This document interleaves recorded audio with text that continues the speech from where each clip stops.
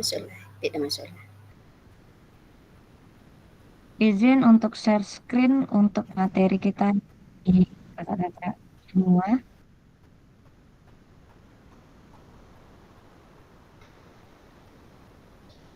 Tadi aku nampak. Kalau di apa aku tak nampak di HP. Oke, kakak-kakak, hari ini kita sudah masuk pada modul 1.2, yaitu mengenai pemanfaatan sumber daya berbasis kekuatan dalam pembelajaran PJOK. Assalamualaikum warahmatullahi wabarakatuh. Salam damai sejahtera, Om Swastiastu, Namo Buddhaya, salam kebajikan, rahayu untuk kita semua di ruang virtual ini. Salam dan bahagia. Di sini kesepakatan kita bersama masih sama dengan yang semalam, yaitu menyalakan kamera jika ada yang ingin bertanya atau ada yang ingin mereview pembelajaran, kemudian mematikan mikrofon di saat kakak-kakak yang lainnya sedang berbicara, kemudian hadir seutuhnya, karena ini sebagai penilaian di akhir pembelajaran kita nantinya, kemudian menghargai waktu bersama, memaksimalkan fitur chat, serta klik raise hand sebelum bertanya, kemudian gangguan teknisi adalah hal yang wajar. Nah, di sini kita masuk yang pertama, itu untuk kalimat atau kata kemana. Ini 5 menit. Nah, tujuan kita hari ini ada tujuan luas yang mana memfasilitasi pembelajaran PJOK yang berpusat pada peserta didik secara efektif, bermakna, menyenangkan, dan reflektif. Kemudian di sini ada capaian akhir pelatihan. Guru memiliki perspektif pendekatan berbasis aset atau kekuatan atau yang disebut dengan asset-based thinking untuk meningkatkan kualitas pembelajaran PJOK yang berpihak kepada peserta didik. Tujuan capaian umum modul ini adalah guru mampu memahami pendekatan berbasis aset, kekuatan dalam mengelola pembelajaran untuk meningkatkan pembelajaran PJOK yang berpihak kepada peserta didik. Capaian pembelajaran khususnya adalah guru dapat mengidentifikasi dan mendapatkan sumber daya dari berbagai sumber yang sah untuk melaksanakan pembelajaran PJOK. Yang kedua, guru dapat menggunakan sumber daya secara efektif untuk meningkatkan kualitas pembelajaran PJOK. Di sini tujuan dari sesi kita kali ini adalah peserta memiliki perspektif pendekatan berbasis aset atau kekuatan atau yang disebut dengan asset-based thinking untuk meningkatkan kualitas pembelajaran PJOK yang berpihak kepada peserta didik. Di sini ada agenda kita ada 90 menit. Jadi kurang lebih kita jam 5 kurang kita sudah mengakhiri virtual ini, yang mana 5 menit pertama ini pembukaan, kemudian pengingat kesepakatan bersama, pemaparan tujuan sesi, dan penjelasan agenda kegiatan. 10 menit berikutnya berpikir berbasis aset atau kekuatan atau yang disebut dengan asset-based thinking. 60 menit berikutnya kita akan melakukan diskusi identifikasi. Di sini ada studi kasus nanti yang mana ada situasi 3 mengenai pemanfaatan aset dalam pembelajaran PJOK. Situasi keempat menerapkan pendekatan aset based thinking, dan situasi kelima pemanfaatan aset secara maksimal. 10 menit berikutnya memanfaatkan aset yang ada di satuan pendidikan. Dan 5 menit terakhir adalah penutup, kemudian kita lakukan refleksi dan foto bersama. Apa? Kekuatan tidak datang dari kapasitas fisik. Itu datang dari kemauan yang tak tergoyahkan menurut Mahatma Gandhi. Kemudian apa? Berdasarkan proses belajar secara mandiri dari kakak-kakak semua dan pengalamannya, apa menurut kakak-kakak pandangan terhadap pendekatan asset based thinking? Nah, di sini sebelum kita melakukan virtual ini, kakak-kakak semua sudah mempelajari atau apakah sudah membaca materi-materi yang ada pada LMS kakak-kakak?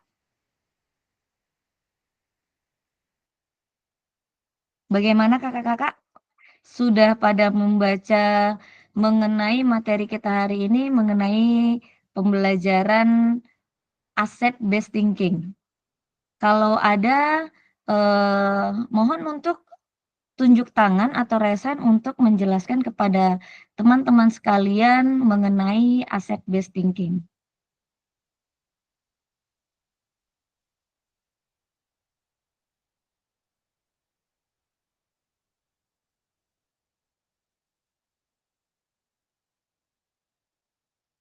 Sepertinya kakak-kakak masih sama dengan yang semalam ini, tidak ada yang membaca atau bagaimana kakak-kakak?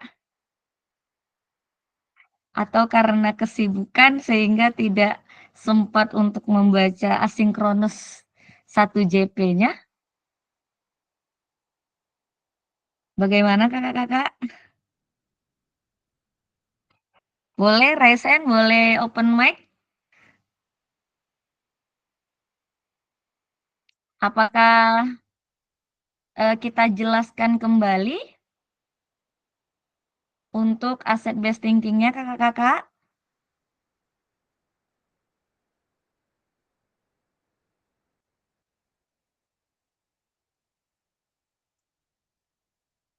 Bagaimana kakak-kakak? Pada diam ini semuanya ini. Oke, Kak Ari, dipersilakan. Sebelumnya mohon izin Kak, ada Ya. sebagian kawan yang belum pandai cara buka LMS-nya Kak. Oh, begitu. Ya, nggak ngerti Ada dia yang karena lain kira-kira? ya, sedangkan saya masih bingung buka kadang-kadang di mana lah modulnya dibuka. Nah, ada selanjutnya, ada sebelumnya untuk buka modulnya itu bagaimana kan? Lagi meraba-raba pasti Kak. Oh, begitu. Oke, oke. Ada yang lain kakak-kakak? Sebelum saya jawab. Sama juga Kak. Oke. Nanti di akhir sesi bisa kita belajar untuk bagaimana cara melihat atau belajar dari materinya ya kakak-kakak ya. Kalau untuk sekarang, baik saya akan menjelaskan kembali mengenai materi yang ada pada LMS, sehingga pembelajaran kita akan berjalan. Oke, di sini kita akan belajar mengenai berpikir berbasis aset atau kekuatan yang disebut dengan asset based thinking. Berpikir berbasis aset atau kekuatan ini adalah cara mengidentifikasi dan mengenali hal-hal positif dalam hidup dengan menggunakan kekuatan sebagai fokus pemikiran. Pendekatan ini berbeda dengan berpikir berbasis kekurangan atau yang disebut dengan deficit based thinking. Nah, menurut Dr. Catherine Kramer, seorang psikologi yang fokus pada pemikiran positif dan pengembangan diri, memperkenalkan cara praktis untuk mengenali hal-hal positif dalam kehidupan dengan fokus pada kekuatan, inspirasi, potensi positif, dan aspek positif lainnya dalam hidup. Nah, pendekatan inilah yang disebut dengan asset based thinking atau berpikir berbasis aset atau kekuatan. Di sini ada berpikir berbasis aset pada kekurangan. Oke, di sini saya lihatkan terlebih dahulu.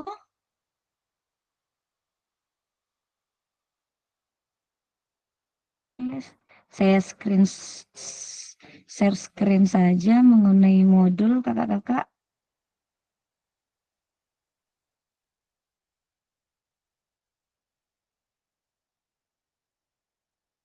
Terlihat kakak-kakak?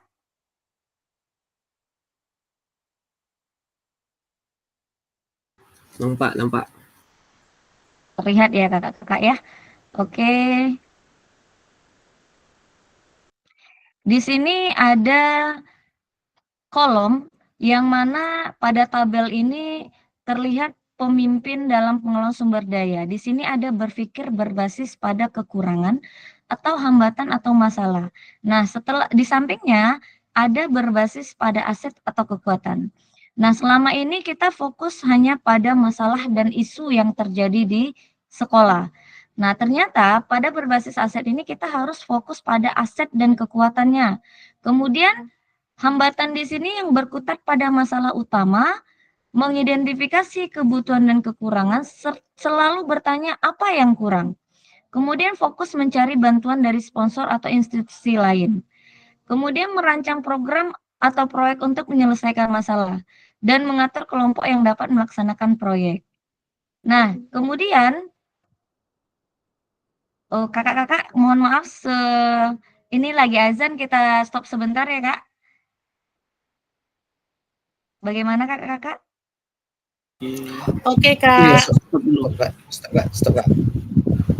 Oke, kita berhenti Oke. sejenak, Kak. Break dulu bentar.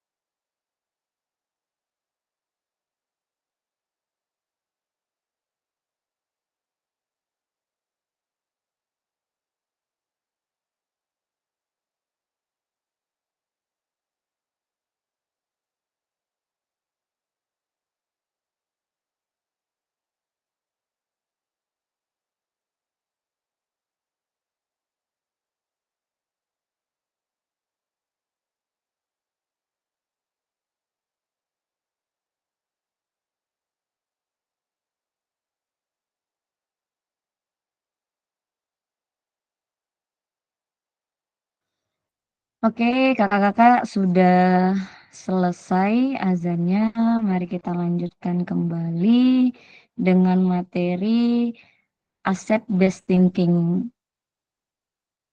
Nah, di sini ada kolom yang menjelaskan berpikir berbasis pada kekurangan, hambatan, serta masalah, dan kolom berbasis pada aset atau kekuatan. Nah, di sini ada beberapa contoh yang telah dijelaskan. Kemudian di sini ada yang berbasis pada aset. Nah, yang tadi fokus mencari bantuan dari sponsor atau institusi lain. Kemudian di sini hambatan atau masalahnya merancang program atau proyek untuk menyelesaikan masalah. Kemudian mengatur kelompok yang dapat melaksanakan proyek. Nah, di sini pada berbasis pada aset atau kekuatan ini, yang tadinya fokus pada masalah dan isu, kita harus fokus pada aset dan kekuatannya, tidak lagi fokus pada masalah dan isu yang terjadi di sekolah kita. Kemudian hambatan yang berkutat pada masalah utama, kita tidak lagi untuk berkutat pada masalah itu, tetapi kita harus membayangkan untuk masa depannya. Kemudian mengidentifikasi kebutuhan dan kekurangan serta bertanya, apa yang kurang? Ternyata pada asset based thinking ini berpikir tentang kesuksesan yang telah diraih dan kekuatan untuk mencapai kesuksesan tersebut. Berarti kita tidak boleh bertanya apa yang kurang, apa yang masih kurang sekarang. Nah, itu tidak boleh. Ternyata kita harus berpikir tentang kesuksesan yang telah diraih dan kekuatan untuk mencapai kesuksesan tersebut. Kemudian fokus mencari bantuan dari sponsor atau institusi lain. Nah, di sini kita harus mengkoordinasikan kompetensi dan sumber daya, aset dan kekuatan. Kemudian merancang program atau proyek untuk menyelesaikan masalah. Nah, di asset based thinking ini kita harus merancang sebuah rencana berdasarkan visi dan kekuatan. Kemudian mengatur kelompok yang dapat melaksanakan proyek. Pada asset based thinking, melaksanakan rencana aksi yang sudah diprogram, tidak lagi untuk mengatur kelompok sehingga untuk melaksanakan proyek. Nah, di asset based thinking ini, pendekatan berpikir berbasis aset ini juga digunakan sebagai dasar paradigma atau yang disebut dengan inquiry apresiatif. Inquiry apresiatif ini percaya bahwa setiap orang memiliki inti positif yang dapat berkontribusi pada kesuksesan. Inti positif ini merupakan potensi dan aset organisasi. Dalam implementasinya, IA memulai dengan mengungkapkan hal-hal positif, pencapaian dan kekuatan organisasi sebelum melangkah ke tahap perencanaan perubahan selanjutnya. Kemudian di sini pendekatan berpikir berbasis aset ini mendorong komunitas untuk memanfaatkan sumber daya yang dimiliki untuk membangun hubungan yang kuat antara sumber daya tersebut dengan tujuan menciptakan kehidupan komunitas yang baik bagi sekolah untuk memetakan kekuatan dalam internal sekolah demi menunjang proses pembelajaran. Nah, di sini kita membahas mengenai aset. Asset based thinking. Nah, ternyata apa itu asset based thinking sudah kita jelaskan tadi, dan asetnya itu apa? Nah, di sini kita belajar. Aset atau modal utama ini ada 7, yaitu ada aset manusia, ada aset sosial, politik, agama budaya, fisik, lingkungan atau alam, serta finansial. 7 aset ini adalah 7 aset utama yang memang dimiliki oleh satuan pendidik yang dapat lebih dioptimalkan lagi penggunaannya. Ini menurut Green dan Haynes. Kemudian di sini ada aset manusia. Aset manusia ini terdiri dari peserta didik yang mana memiliki keterampilan yang bisa dimaksimalkan ke arah pengembangan, bisa mengekspresikan dirinya dan menyadari bahwa jasmani bersemayam dalam dirinya dan dapat belajar gerak, tapi ketika bergerak ia juga belajar. Yang kedua, aset manusia adalah guru PJOK. Memiliki paradigma berpikir berbasis aset atau kekuatan dalam meningkatkan pembelajaran yang berpihak pada peserta didik. Guru PJOK yang dapat mendorong PJOK sebagai kebutuhan penting bagi setiap anak untuk hidup aktif sepanjang hayat. Guru PJOK yang memiliki ide, gagasan, karya inovasi dan menghadirkan pembelajaran yang sesuai kebutuhan belajar peserta didik. Kemudian aset manusia berikutnya adalah orang tua. Ternyata orang tua dapat dilibatkan perannya sesuai keterampilan atau profesi yang dibutuhkan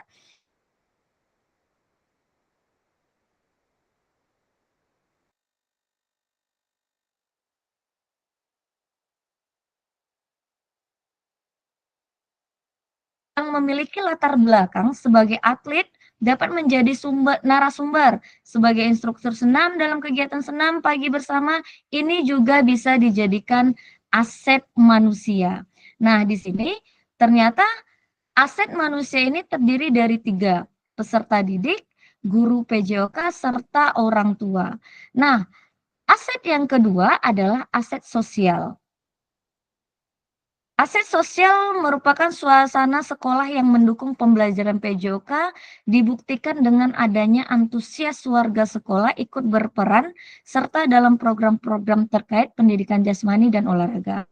Bentuk norma atau aturan yang mengikat warga masyarakat bisa dalam bentuk kelompok, komunitas, institusi, lembaga, asosiasi, dan sebagainya yang memiliki pengaruh terhadap pembelajaran PJOK.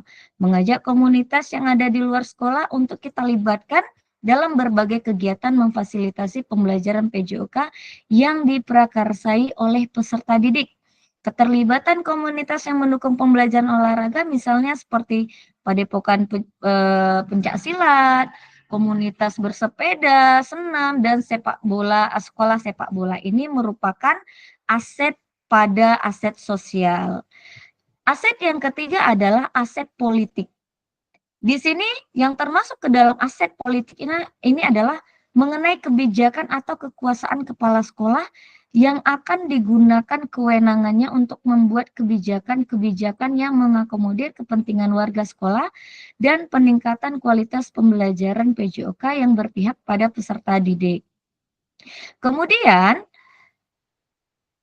aset politik ini juga termasuk pada kebijakan guru PJOK terkait pembelajaran di kelasnya.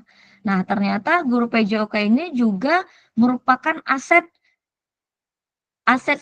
politik yang mana guru PJOK ini harus mampu membimbing dan mengembangkan kemampuan motorik dan menanamkan nilai serta kedisiplinan pada peserta didiknya. Penyelenggaraan pendidikan di sekolah harus mampu menciptakan dan menyediakan situasi yang dapat membantu keseimbangan pikiran tubuh, moral, dan jiwa. Seorang guru PJOK harus mampu mengatasi permasalahan pembelajaran di sekolah, karena dalam pembelajaran akan terdapat faktor-faktor yang menghambat pembelajaran di sekolah, sehingga dibutuhkan kedisiplinan dan kreativitas seorang guru dalam pengelolaan pembelajaran PJOK. Kemudian aset yang keempat adalah aset lingkungan atau alam. Nah, yang pertama tadi aset manusia, yang kedua aset sosial, yang ketiga aset politik, dan yang keempat ada aset lingkungan atau alam. Di sini, aset lingkungan atau alam ini bisa dijadikan seperti ada ruang-ruang publik, kemudian ada taman kota, alun-alun, sungai, hutan, danau, gedung olahraga, dan lingkungan lainnya ini sangat memungkinkan untuk dimanfaatkan. Ini aset lingkungan atau alam. Ini bisa dimanfaatkan. Ini termasuk juga dalam aset. Berikutnya, sebentar.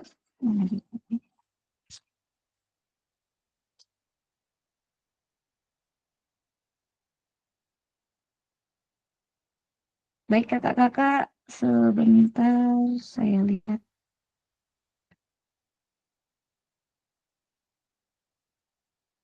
Nah, di sini bisa kakak lihat-lihat, di sini ada 7 aset atau modal utama dalam aset based thinking ini ya kakak-kakak. Tadi ada 4 dan 3 lagi seperti finansial, fisik, agama, dan budaya ini juga termasuk ke dalam aset based thinking. Oke, kita lanjutkan pada materi berikutnya.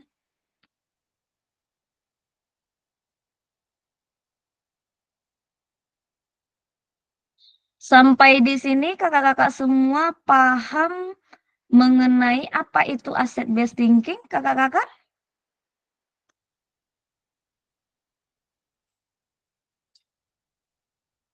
Bagaimana kakak-kakak?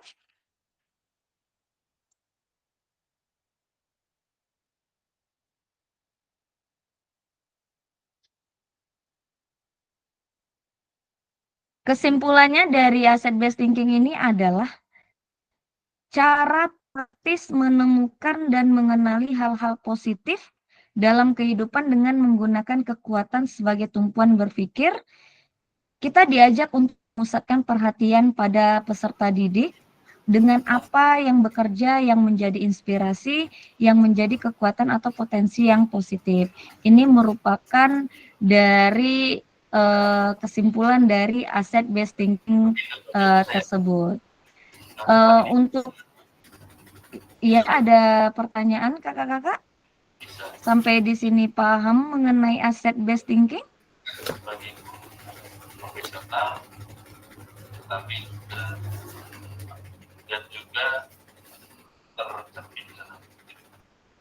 Baik, kita lanjut. Tadi sudah mengenai asset based thinking, pengertiannya, kemudian keistimewaannya sudah. Kemudian ini kita akan capaian pembelajaran. Peserta didik berpartisipasi dalam aktivitas jasmani yang menyehatkan di luar ruang atau lingkungan alam dan menggambarkan sumber daya yang dibutuhkan untuk meningkatkan partisipasi. Nah, kakak-kakak semua, di sini ada 3 studi kasus yang telah saya paparkan sebelumnya di agenda. Nah, ini ada studi kasus yang nomor 3. Kakak-kakak semua, apakah bisa melihat share screen saya? Yang di layar, Bagaimana? Kak? Iya, Bisa terlihat? terlihat. Oke. Nanti di sini kakak-kakak akan menjawab dari ketiga pertanyaan ini. Boleh melalui komentar ya kakak-kakak ya. Jadi nanti saya berikan kakak-kakak waktu untuk untuk membaca studi kasus ini. Kemudian setelah itu kakak-kakak semuanya akan menjawab ketiga pertanyaan ini. Nah, ini adalah studi kasus yang terjadi, yang kita alami juga. Nah, untuk sekarang kepada kakak-kakak dipersilakan untuk membaca terlebih dahulu, kemudian nanti untuk menjawab sesuai dengan studi kasus 3 ini. Dipersilakan kakak-kakak.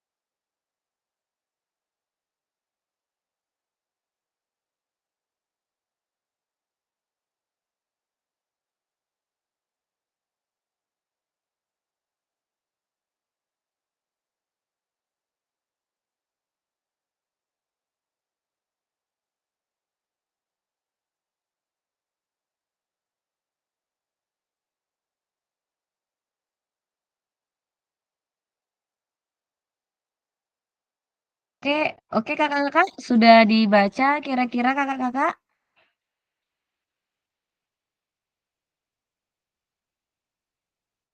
Halo kakak-kakak, bagaimana dengan studi kasus 3 sudah ditelaah, sudah dibaca? Di sini akan saya berikan ruangan dan akan saya berikan kelompok. Dalam satu kelompok ada 5 peserta, ada yang 5, ada 4 peserta, jadi saya bagi 3 kelompok. Dan di sini saya meminta kepada kakak-kakak untuk berkolaborasi di dalam kelompok masing-masing, dan saya berikan waktu 15 menit sesuai dengan ketiga pertanyaan yang akan kakak-kakak jawab. Nah, nanti setiap kelompok menjelaskan apa dari menjelaskan jawaban-jawaban dari ketiga pertanyaan tersebut. Paham sampai sini kakak-kakak? Ada pertanyaan? Paham Kak, paham. Oke, kita lanjutkan ke ruang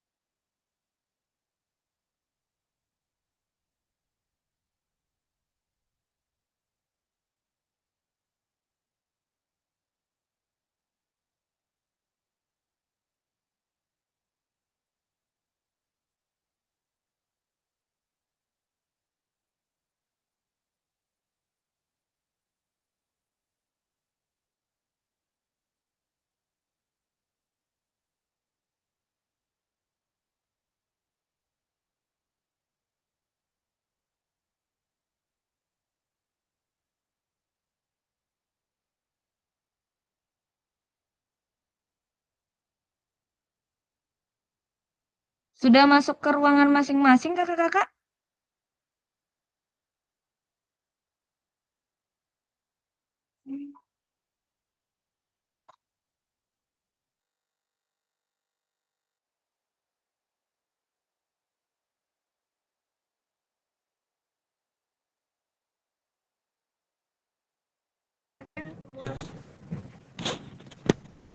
Keluar fasilitator kenapa nih Pak Deka?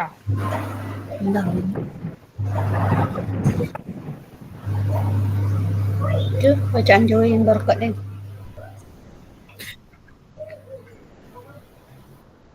Aktif speaker aku BET. Iya, itu baru. Nah, Kak Enti, kunjungkan lalai. Sapo? Ari, aku kelompok sapo, Ri. Nggak tahu dong Kak, Ari sedang nggak fokus tuh ha. Enggak ada kami bilang Bilang singil. Yo, bilang di pinggir. Ari mana gini? Di pinggir Kak, Bu Rada, Kak Rada keluar pula kayak ini. Oh iya, apa lantai jaringan? Iya, agak jaringan tuh Kak.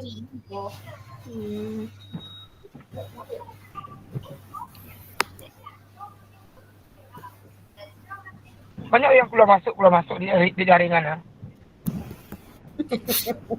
Awak nggak keluar masuk lah. Apa pada payah waktu nak kau dengan apa?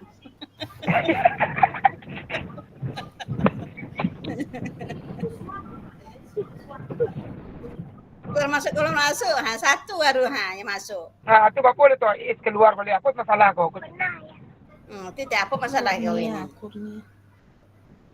Apa jadinya agak ke lampu cuma mati ya Kak.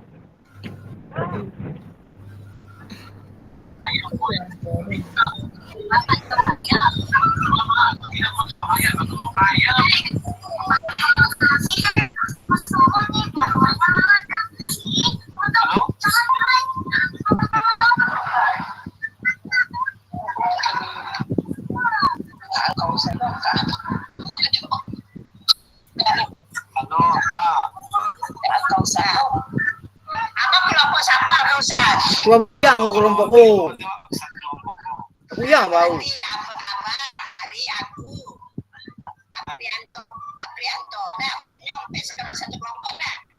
Bingung nggak tadi? Hari di pinggir info jaringan hilang pun. Iya, enggak boleh.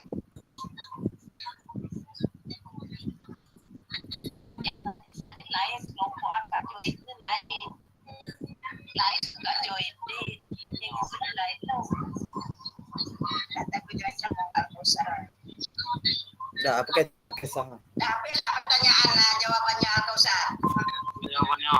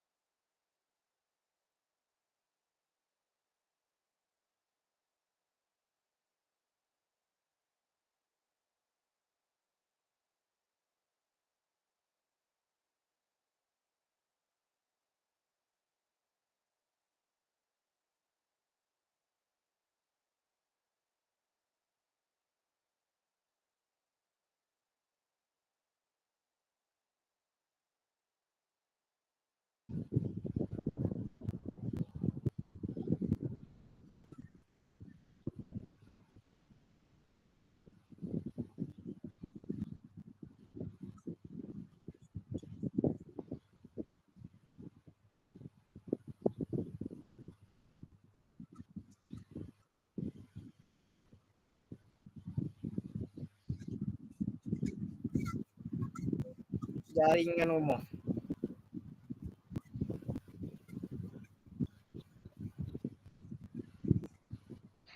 Oke, kakak terlempar, kakak.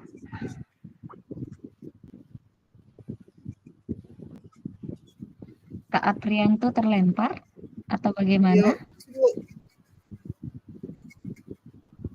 Canggu tanpa suku. Sinyal Kak. Oh iya, iya, iya. Oke, oke, Kak.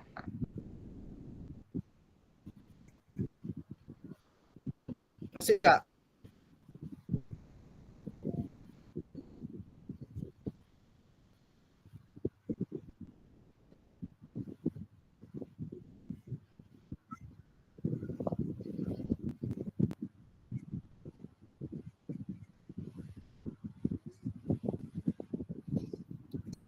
Masih Kak.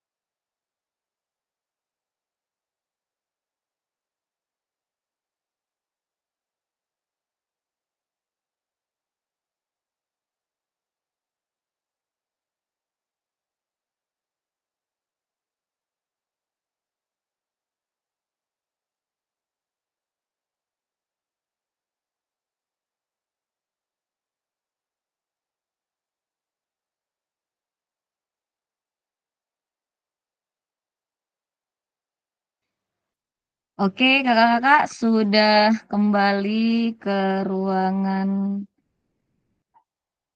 tadi.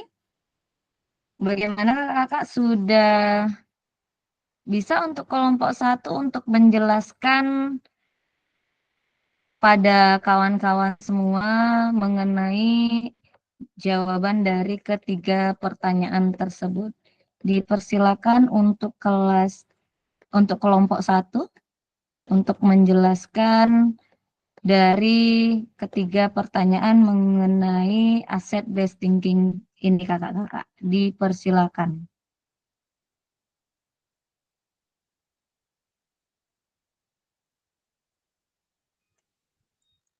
Kelompoknya siapa-siapa aja Kak? Kelompok 1 siapa, kelompok 2-nya yang mana gitu.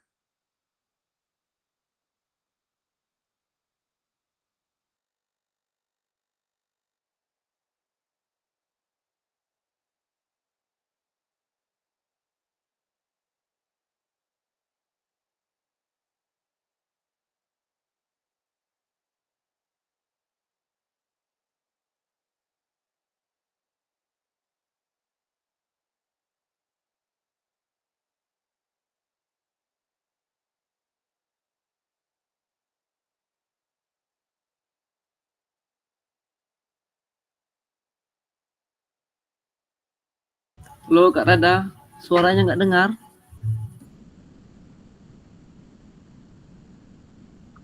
Oke, maaf Kak. Bagaimana dengan kelompok 1? Ada yang bisa menjelaskan mengenai ketiga pertanyaan mengenai studi kasus 3 ini kakak-kakak? Kak Alkausar, Kak Aprianto? Dengan pertanyaan identifikasi pendekatan berpikir apa yang digunakan guru dalam situasi tersebut. Kemudian identifikasi aset apa saja yang dimiliki dalam situasi tersebut, serta jelaskan strategi apa yang akan Anda kembangkan berdasarkan pendekatan berbasis aset dalam situasi tersebut. Bagaimana kakak-kakak? Atau kelompok 2, kelompok Kak Hefrizon, Kak Sofrio. Bagaimana? Kak Yesi Emida. Jelaskan apa Izan? Kak Esi boleh silakan. Baik, kami dari kelompok berapa kami ini? Kelompok 2 ya? 2. Iya, 2 Kak. Oke. Maaf ya kakak-kakak semua, di dekat rumah lagi ada pesta, jadi agak terdengar suara musik. Jadi berdasarkan studi kasus yang ketiga, yang pertama kami mengidentifikasi dengan pendekatan berpikir, yaitu yang pertama sosial, yang kedua adalah manusia, selanjutnya adalah finansial. Kemudian identifikasi aset apa saja yang dimiliki dalam situasi tersebut. Ya, yang kami identifikasi ya sesuai dengan yang kami sampaikan tadi. Ada 3.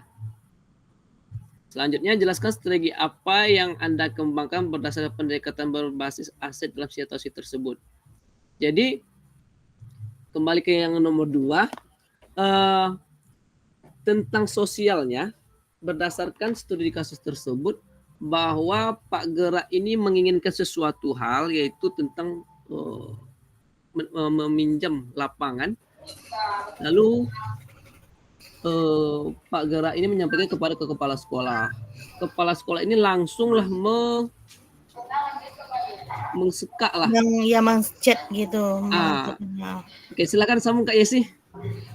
Ampun lah Pizon. Selesai kok Cik buah itu. John. Baik. Soalnya di sini suara agak apa? Ada pesta Kak Isi. Samanya kakak lagi Zoom Baik. juga nih, haduh. Jadi secara sosialnya, kenapa kami mengidentifikasi tersebut bahwa Pak Gerak ini menginginkan sesuatu yang mana menyampaikan kepada kepala sekolah ini langsung mensekaklah Pak Gerak ini dengan beranggapan bahwa ingin meminjamkan lahan kepada perkebunan kopi. Kepala sekolah ini mengatakan bahwa yang pihak pemilik punya kebun kopi ini kurang bermasyarakat, jadi sulit untuk mendekati atau meminjamkanlah seperti itu. Kemudian manusianya, kemungkinan kami beranggapan bahwa kepala sekolah kurang usahanya, mungkin bisa mendekati pendekat-pendekatnya lebih mendalam agar bisa meminjam lahan tersebut. Kemudian secara finansial, kemungkinan kepala sekolah ini kami beranggapan bahwa dengan kurangnya sarana dan prasarana, ya kepala sekolah harus memiliki kebijakan apakah menambah lahannya dengan berkoordinasi dengan dinas atau lain sebagainya. Selanjutnya, strategi yang dilakukan adalah kami berdiskusi tadi bahwa Pak Gerak dan Pak Gerak jangan putus asa, itu yang pertama. Lakukan pendekatan yang lebih mendalam dengan kepala sekolah. Mengapa kepala sekolah ini hanya sebatas itu saja langkah-langkahnya. Kemudian sampaikan kepada kepala sekolah bahwa dengan keadaan seperti ini dan ada peluang untuk melakukan kegiatan dengan lahan perkebunan kopi tersebut. Jadi sampaikan kepada kepala sekolah tersebut bahwa kesempatan ini sangat bisa. Mungkin itu saja. Terima kasih. Assalamualaikum warahmatullahi wabarakatuh. Oke, baik. Terima kasih Kak Hepton. Waalaikumsalam warahmatullahi wabarakatuh. Oke, menurut kelompok 2 di sini ada aset atau pendekatan berpikir sosial, manusia, serta finansial. Nah, di sini yang sosialnya itu menginginkan lapangan. Nah, di sini terjadi permasalahan yaitu Pak Gerak ini menginginkan lapangan. Kemudian kepala sekolah ini dia tidak mensupport, ya Kak ya. Dia tidak mensupport bahwasanya Pak Gerak menginginkan sarana lapangan olahraga. Kemudian kurangnya komunikasi antara kepala sekolah dengan pihak perkebunan ya. Di sini terjadi adanya defisit aset based thinking-nya ya kakak semuanya ya. Oke, ini sudah bagus. Tepuk tangan untuk kelompok 2. Kemudian kita lanjut pada kelompok 3 untuk menjelaskan, mana tahu ada yang berbeda pendapatnya mengenai studi kasus 3 ini. Dipersilakan untuk kelompok 3 kepada Kak Hafitri. Dipersilakan kelompok 3.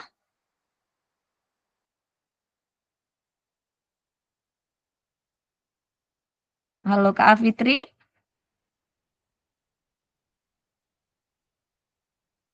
Oke.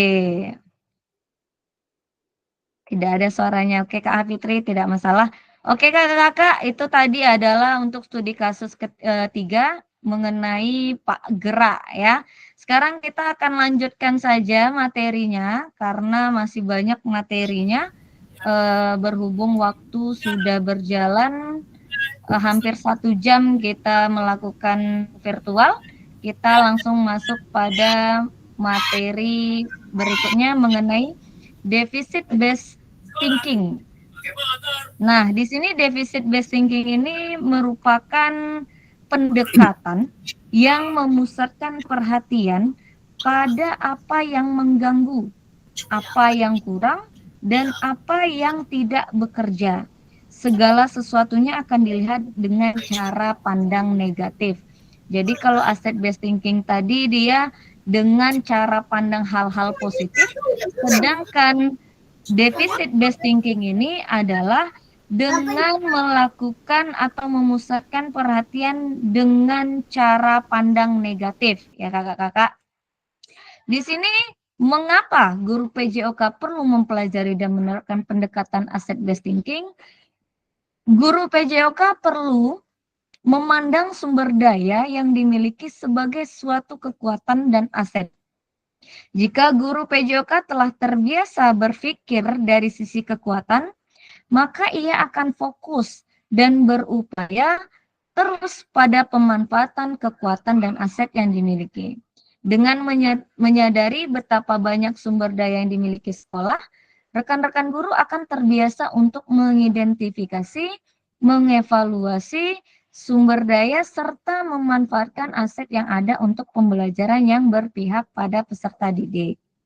Kemudian, selain itu pentingnya pola pikir berbasis aset dalam PJOK ini dapat mewujudkan visi, yang mana visi tersebut adalah untuk mencapai tujuan-tujuan atau prakarsa perubahan. Di sini masalah atasi atau diselesaikan upaya mencari dan mengatasi masalah. Sedangkan perspektifnya pasti ada sesuatu yang salah.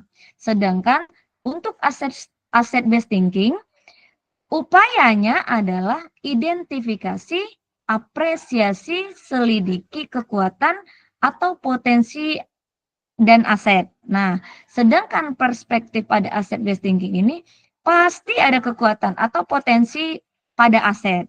Nah, sedangkan pada deficit based thinking atau masalah, fokusnya cari kelemahan dari sistem tersebut. Kesulitan, masalahnya ini adalah terjadinya kesulitan. Kemudian pengalaman emosi pada deficit based thinking ini tidak menyenangkan. Sedangkan pada asset based thinking atau kekuatan, itu dia fokusnya pada apresiasi kekuatan, potensi aset dalam sistem tersebut, kemudian adanya semangat gotong royong, co-kreasi atau co-creating masalahnya, tantangannya. Sedangkan tadi kalau deficit based thinking tadi adalah dia masalahnya ini kesulitan. Sedangkan kalau asset based thinking ini dia lebih ke positif. Dia merasa masalah ini adalah sebuah tantangan. Kemudian kalau pengalaman emosi dia bahagia. Sedangkan deficit based thinking atau masalah ini pengalaman emosinya tidak menyenangkan. Jadi kesimpulannya asset based thinking ini kita memandang segala sesuatu itu dari hal-hal positif.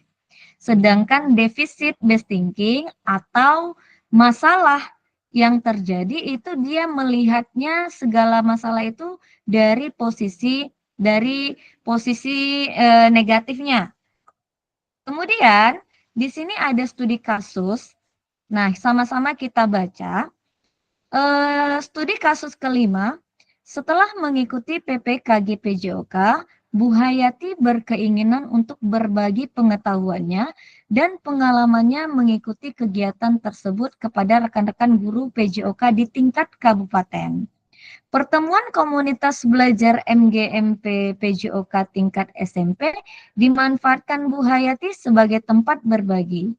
Setelah mendapatkan restu dari Ketua MGMP, Bu Hayati berbagi aksi nyata yang telah dilakukannya dalam pembelajaran PJOK di satuan pendidikannya.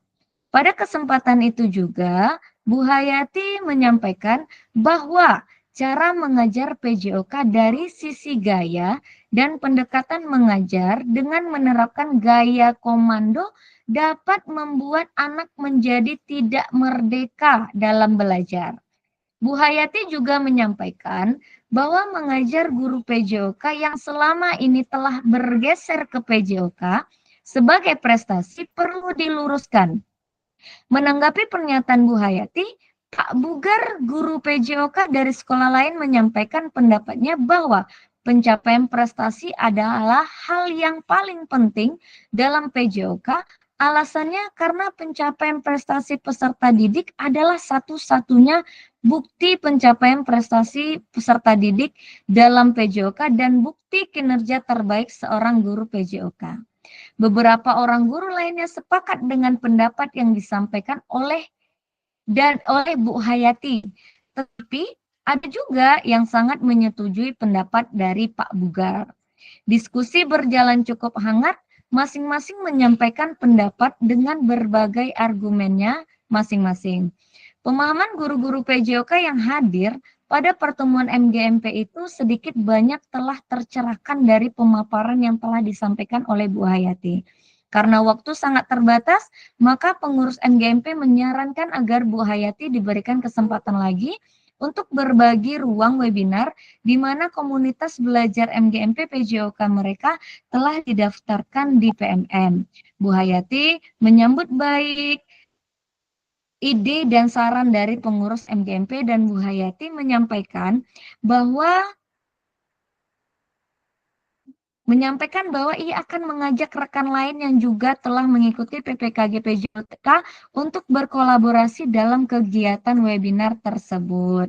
Nah, di sini berdasarkan situasi studi kasus ini, pertanyaannya, bagaimana cara Bu Hayati memanfaatkan aset yang ada secara maksimal?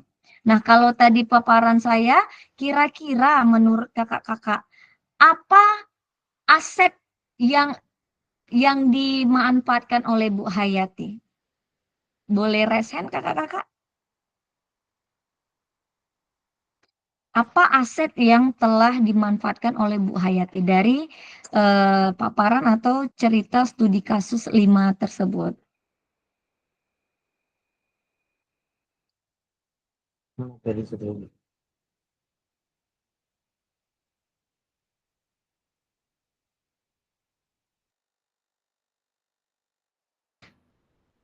Bagaimana kakak-kakak?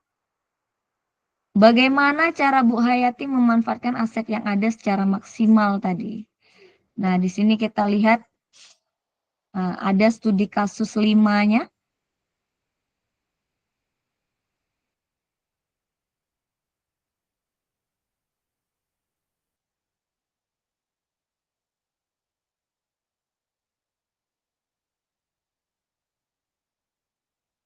Ada yang bisa menjawab kakak-kakak? Bagaimana cara Bu Hayati memanfaatkan aset yang ada secara maksimal?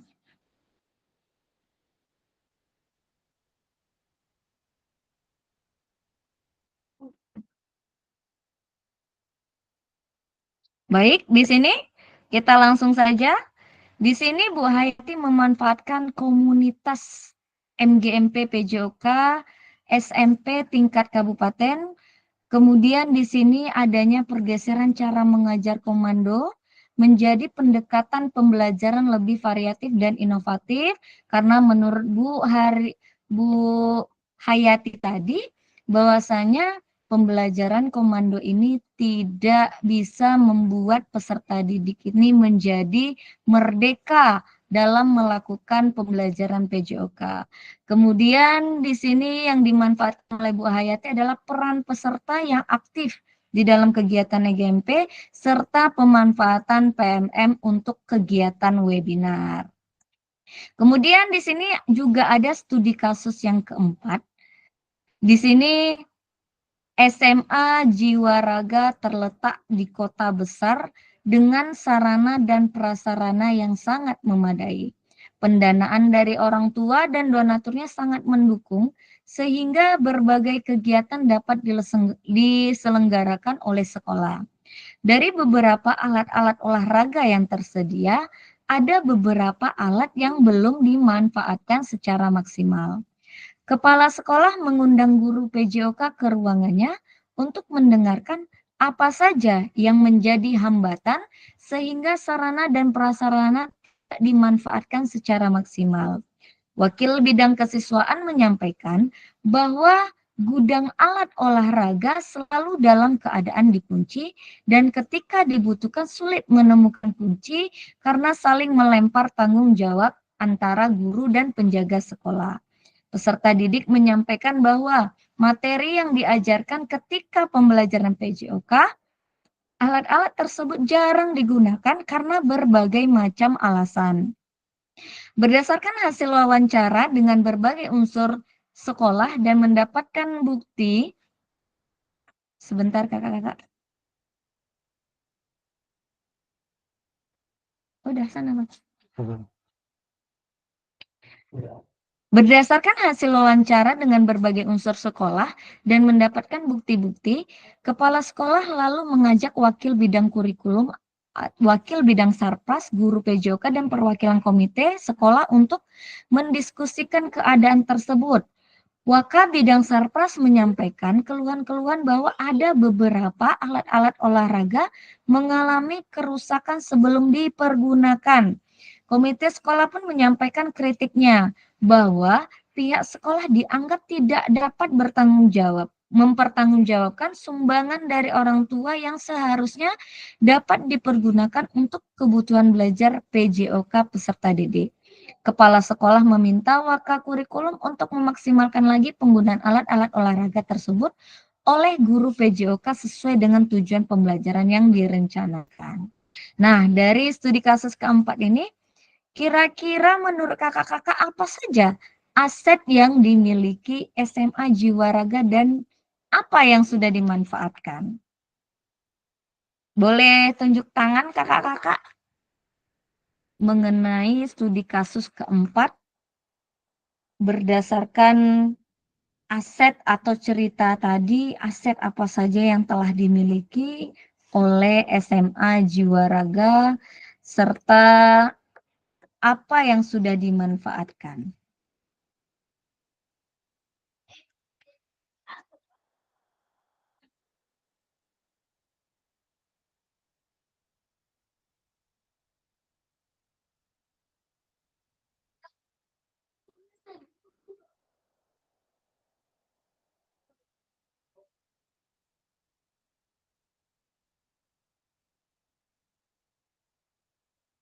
Ada yang bisa angkat tangan kakak-kakak, raise hand, menjelaskan apa aset yang dimiliki?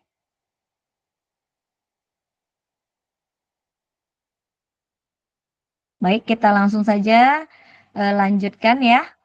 Di sini aset yang dimiliki ini adalah sekolah tersebut terletak di daerah perkotaan atau strategis. Kemudian sarana dan prasarana olahraganya sangat memadai, serta pendanaan dari orang tua dan donatur sangat mendukung. Nah, di sini SMA Jiwa Raga ini memang sudah sangat memadai kalau untuk bagian olahraga, mulai dari sarana prasarana, kemudian dukungan dari orang tua serta letak dari sekolah ini yang sangat strategis atau di daerah perkotaan. Kemudian apa saja yang dimanfaatkan di sini? Upaya kepala sekolah untuk mengajak wakil kurikulum, wakil kesiswaan, wakil sapras, guru komite sekolah mengatasi permasalahan yang ada. Nah, ini yang dimanfaatkan. Kemudian keberanian peserta didik menyampaikan pendapat. Keberanian komite menyampaikan kritikan. Nah, ini yang dimanfaatkan oleh para peserta didik, kemudian kebijakan kepala sekolah.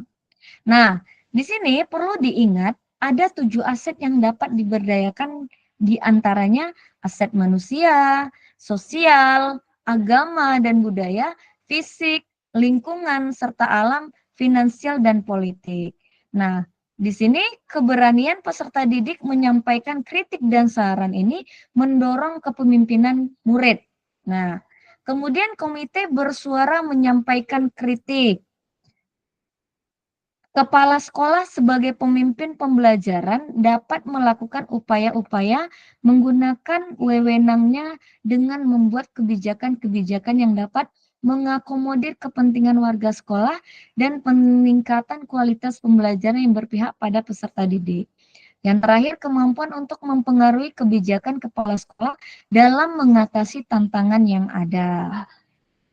Oke, di sini di mana kita merefleksikan bersama di mana posisi kakak-kakak selama ini sebagai guru PJOK dalam mengenali dan mengidentifikasi aset yang dimiliki di satuan pendidikan, kemudian apa aja aset yang kakak-kakak miliki di satuan pendidikan untuk mendukung mendukung kakak-kakak semua dalam pengajaran PJOK yang berkualitas. Nah, di sini saya akan memberikan link dan kakak-kakak akan menjawab pertanyaan itu pada link Padlet yang akan saya berikan. Oke, sebentar kakak-kakak. Dan kakak-kakak semua akan menuliskan jawaban yang kakak-kakak berikan di Padlet tersebut.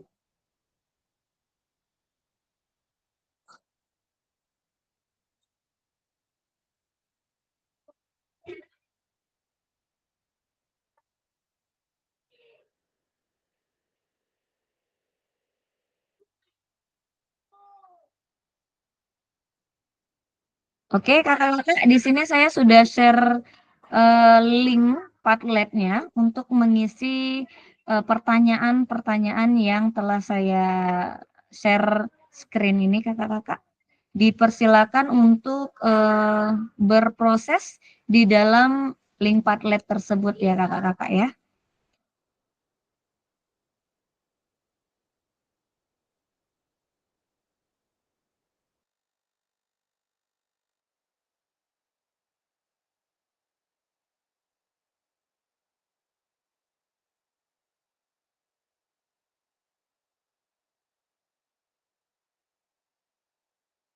Oke, kakak-kakak, cara mengisinya itu kan di bagian bawah itu ada yang namanya icon tambah. Nah, di sini tuh kakak bisa membuat tambah untuk komentar atau jawabannya kakak-kakak.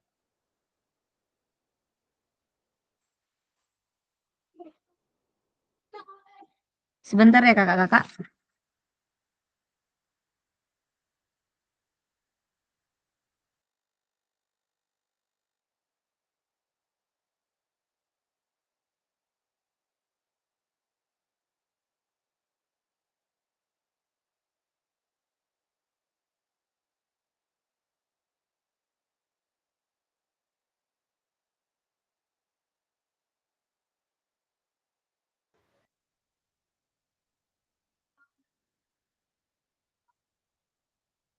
Oke, baik kakak-kakak. Aduh. Ada yang tidak bisa menggunakannya kakak-kakak?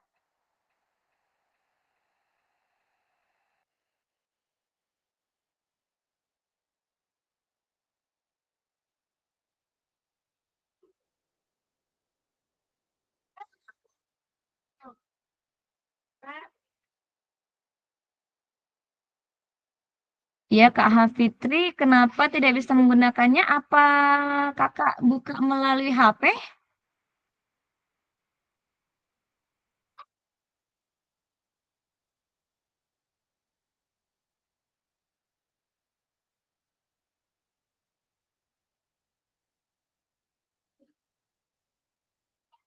Dia seperti ini.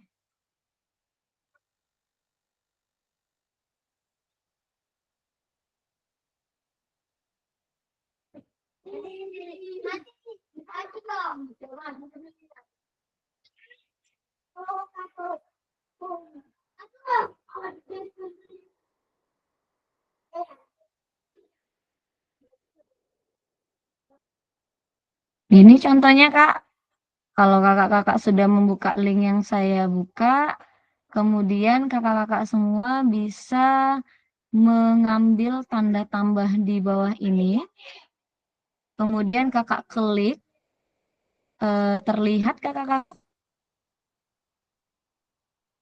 kakak ambil bagian bawah tanda tambah, kemudian kakak klik dan keluar. Nah, kemudian kakak akan jawab di sini.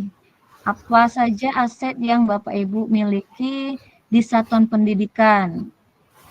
Nah, nanti di sini langsung saja buat contohnya aset manusia. Manusia, sosial, kemudian finansial. Nah, jikalau kakak ingin mengenter atau untuk nge-save, ini ada publish. Nah, dia akan keluar seperti ini kakak-kakak. Oke, Kak Rada. Ini mau bertanya sedikit. Ya, Kak? Ini kehidupan pembelajaran kita di sekolah kan? Iya, Kak. Sesuai dengan kita belajar di sekolah untuk mengajar PJOK kan, Kak? Iya, menurut kakak dari 7 aset best thinking tadi, kira-kira selama kakak mengajar di sekolah, ada berapa aset yang kakak punya? Atau selama ini hanya yang kakak merasa tahu, oh saya cuma punya 1 aset, yaitu cuma manusia saja, bisa. Ini menurut kakak-kakak semua. Oke, Kak. Oke.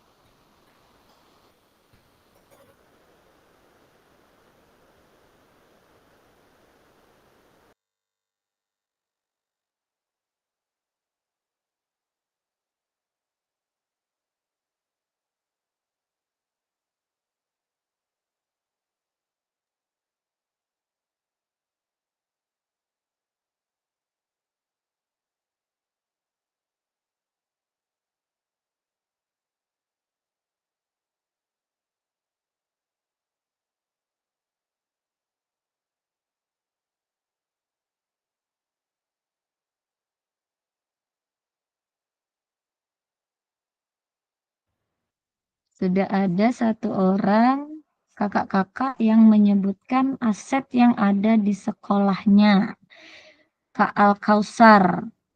Di sini ada 1, 2, 3, 4, 5 aset yang dimiliki oleh Kak Al-Kausar selama mengajar di sekolah.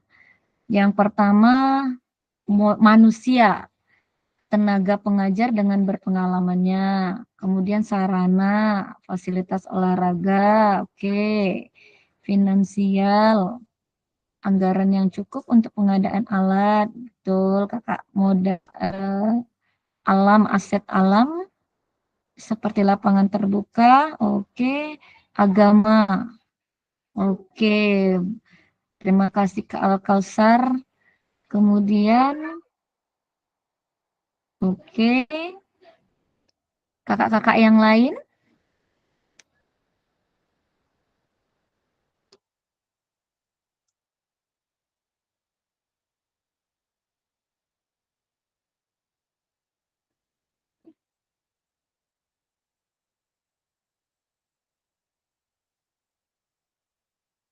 Masih ditunggu untuk kakak-kakak yang lain mengenai aset apa saja yang kakak-kakak punya selama mengajar di sekolah atau sebagai guru PJOK di sekolah dari ketujuh aset tersebut. Kalau tujuh-tujuhnya punya, boleh juga dituliskan di situ kakak. Kalaupun satu yang kakak punya juga tidak masalah. Karena itu sesuai dengan kenyataan yang terjadi di lapangan. Jujur ya Kak Rada, walaupun sakit ya. Iya kak? Jujur walaupun sakit, walaupun cuma satu. Iya, betul kakak. Karena itu sudah pasti terjadi di sekolah kita itu kakak-kakak semua.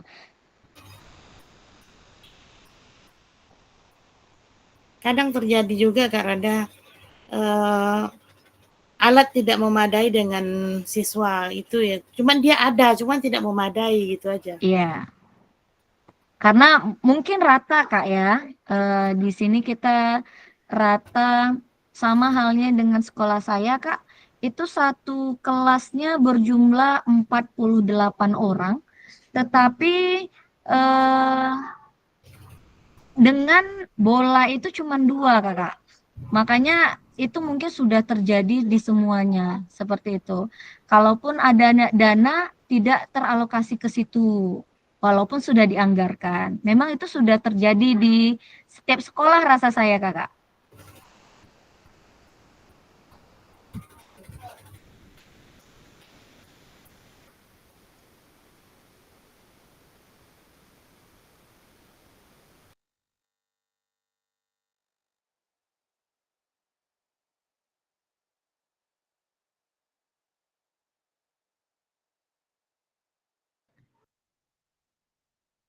Oke, ada manusia, kepala sekolah, guru.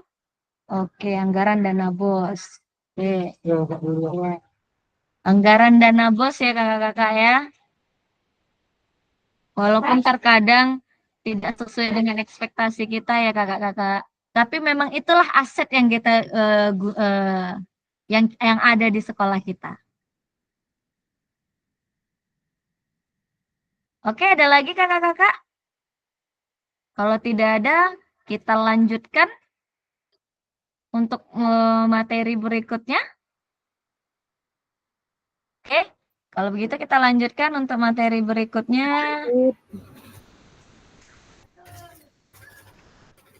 Di sini bagaimana kakak-kakak dapat memanfaatkan aset yang ada di satuan pendidikan. Nah, strategi apa yang akan kakak-kakak lakukan? Nah, ini kakak lakukan juga di Padlet ya kakak-kakak. Ini saya kirimkan lagi linknya. Nah, nanti kakak berproses di link tersebut. Seperti halnya yang tadi, nanti buat namanya ya kakak-kakak ya. Jadi biar tahu. Oke, sudah saya kirim lewat link, lewat komentar kakak-kakak, boleh dilihat. Dengan pertanyaan, bagaimana kakak-kakak dapat memanfaatkan aset yang kakak sebutkan tadi di satuan pendidikan. Kemudian apa strategi yang akan kakak lakukan dari yang aset yang hanya sedikit atau yang tidak memadai. Dipersilakan kakak-kakak.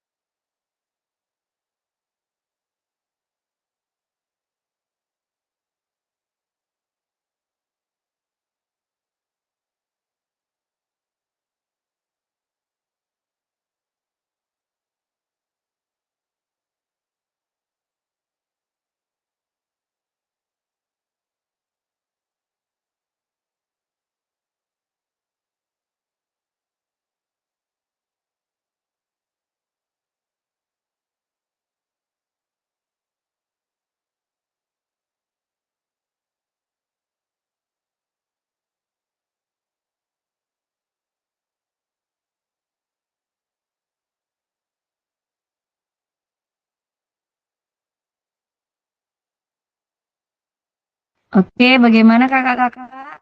Belum ada yang menulis ini sepertinya. Belum ada yang memberikan tanggapan. Sedang ngetik. Oke, Kak Kurnia. Saya melaksanakan pelajaran dengan aset, sarana dan prasarana tidak lengkap agar pembelajaran tetap berlangsung dan berjalan. Saya melalui melakukan inovasi, membuat alat peraga maupun modifikasi pembelajaran. Oke. Ini memang adalah salah satu upaya yang dilakukan oleh guru PJOK. Rata hampir setiap sekolah seperti ini harus pandai-pandai memodifikasi pembelajaran atau alat peraga PJOK di sekolah agar pembelajaran berjalan dengan lancar ya kakak-kakak ya. Walaupun kita seharusnya mendapatkan hak alat peraga ini yang maksimal, tetapi tidak sesuai dengan ekspektasi kita kebanyakan kakak-kakak. Jadi memang guru ini dituntut untuk memodifikasi semua alat peraga bagi yang sarana prasarananya tidak memadai.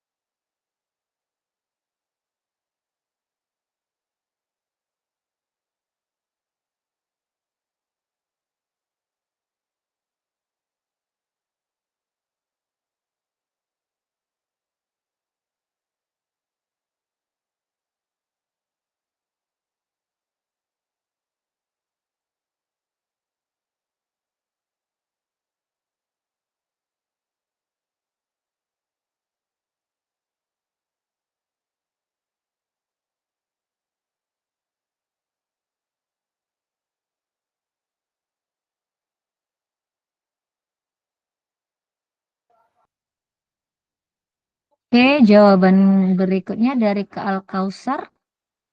Pemanfaatannya modal manusia, mengikuti pelatihan untuk meningkatkan keterampilan. Oke. Modal sarananya penggunaan fasilitas dan peralatan secara efektif, termasuk pemeliharaan rutin. Ya, sarana prasarana. Finansial, ajukan anggaran yang jelas untuk kegiatan olahraga pada penyusunan ARKAS. Kemudian memanfaatkan lingkungan sekitar untuk kegiatan luar ruangan seperti kegiatan jogging bersama, integrasikan modal agama, integrasikan nilai-nilai etika dan sportivitas dalam setiap pembelajaran. Oke, Kak Al-Kausar. Oke, ada lagi? Oke, Kak Yesi. Dengan selalu mengontrol anak dalam bermain dan membagi alat olahraga dengan modifikasi permainan, menjaga aset yang telah diberikan oleh sekolah dan selalu memodifikasi pelajaran olahraga biar anak tetap dapat berolahraga dengan baik. Iya, membuat anak terus bergerak. Karena tujuan PJOK ini memang membuat anak itu aktif agar selalu bergerak sepanjang hayat. Nah, itu tujuan dari pembelajaran PJOK.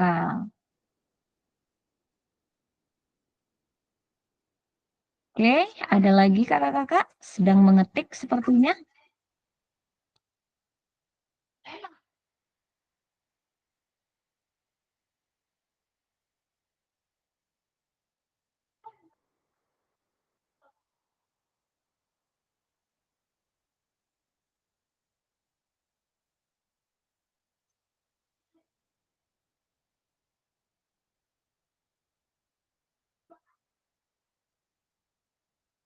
Oke, ada lagi di bawah Kak Hefrizon.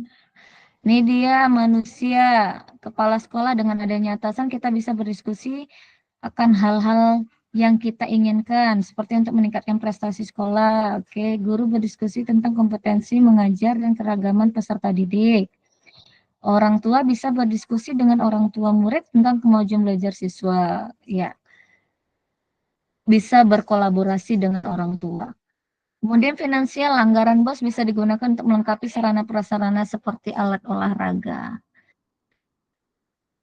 Oke, Kak Hefrizon. Kak Hafitri, modal alam belajar dengan memodifikasi permainan yang tidak banyak menggunakan alat. Oke. Oke? Oke, terima kasih kakak-kakak. Oke, ada Kak Darisman. Oh, ini banyak ini sepertinya ya. Oke. Kak Darisman, saya memanfaatkan aset sarana yang terbatas di sekolah seperti halaman sekolah dan lapangan olahraga seadanya, dan strategi yang saya gunakan adalah membuat siswa nyaman dan bersemangat dalam mengikuti pelajaran PJOK dengan cara memodifikasi kegiatan olahraga dengan menyesuaikan bentuk lapangan. Oke, bagus semuanya ya kakak-kakak ya. Ini adalah tantangan bagi guru olahraga, mana yang sarana prasarana yang tidak lengkap itu memang menjadi tantangan bagi kita guru-guru olahraga. Dan kita harus mau tidak mau harus memodifikasi alat peraga agar pembelajaran PJOK tetap berjalan di sekolah kita masing-masing. Baik, kakak-kakak, kalau tidak ada lagi kita lanjut saja karena masih ada, kita sampai 42 slide. Ini masih slide 36, kita lanjut saja kakak-kakak. Di sini kakak-kakak semua setelah pembelajaran tatap maya ini, kakak-kakak semua akan diberikan tugas di LMS. Nah, melalui tahapan ini dilakukan secara mandiri dan tugas dikumpulkan melalui LMS ya kakak-kakak. Kemudian yang kedua, proses identifikasi sumber daya dapat digunakan kembali pada modul-modul berikutnya. Nah, di sini kakak memang dianjurkan untuk membaca materi-materi yang ada di LMS. Kemudian di sini batas waktunya jangan lupa kakak lihat di situ ada tanggal-tanggal seperti yang semalam ada bacanya due date. Kalau due date 26 berarti terakhir pengumpulan tugasnya pada tanggal 26. Jikalau kakak-kakak tanggal 27 baru kakak kumpulkan tugasnya, secara otomatis di LMS itu akan terbaca menjadi late atau terlambat. Ya kakak-kakak, diusahakan tugasnya jangan terlambat sehingga nanti penilaian di akhir yang dilakukan akan maksimal. Kemudian di sini apa saja tugas yang dilakukan? Yang pertama, Bapak Ibu atau kakak-kakak akan mengidentifikasi berbagai sumber daya di daerah untuk sekolahnya dan strategi pemanfaatan secara efektif. Nah, ini mengidentifikasi sumber daya yang ada di lingkungan sekolahnya saja kakak-kakak. Kemudian bagaimana strategi pemanfaatannya biar efektif. Yang kedua, Bapak Ibu dapat memilih satu jenis sumber daya yang akan didiskusikan dari 7 sumber daya atau dari 7 aset yang ada dan hasilnya dituangkan dalam tabel pemetaan aset yang telah disediakan di LMS. Nah, ini dia asetnya Kak, 7 kolomnya Kak. Dari 7 mana yang menjadi sumber daya yang dapat didiskusikan dan dituangkan ke dalam kolom ini kakak-kakak semua. Nah, nanti dikumpulkan menggunakan kolom ini buat asetnya apa, kemudian bagaimana pemanfaatannya dan keterangannya apa. Terakhir di sini ada peserta memiliki perspektif pendekatan berbasis aset atau asset based thinking untuk meningkatkan kualitas pembelajaran PJOK yang berpihak kepada peserta didik. Jadi jangan sampai lupa kakak, ada 7 asset based thinking yang harus kita miliki. Yang pertama ada manusia, yang kedua ada sosial, yang ketiga ada politik, yang keempat ada agama atau budaya, yang kelima ada finansial, yang keenam lingkungan, dan yang ketujuh ada berarti tadi manusia, sosial, politik, agama, finansial, lingkungan, satu lagi aset, satu lagi adalah fisik ya kakak-kakak semua ya. Jadi 7 sumber daya ini harus kita miliki sebagai guru PJOK.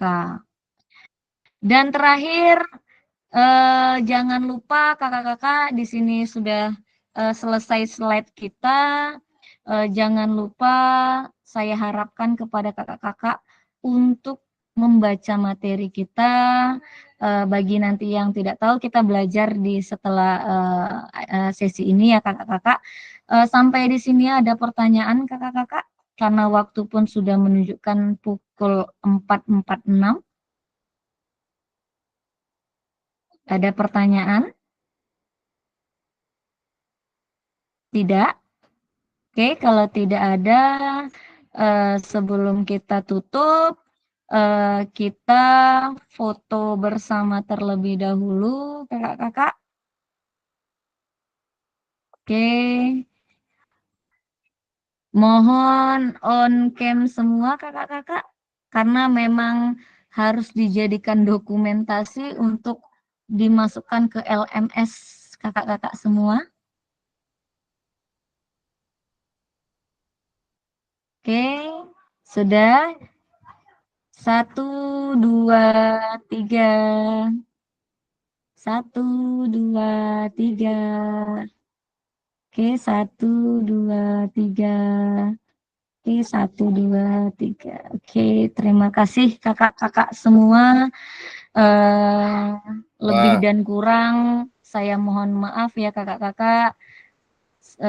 Saya akhiri, wabillahi taufik walhidayah. Assalamualaikum warahmatullahi wabarakatuh. Waalaikumsalam warahmatullahi wabarakatuh. Terima kasih Kak Rada. Sama-sama Kak. Jangan lupa dibaca LMS-nya ya kakak-kakak.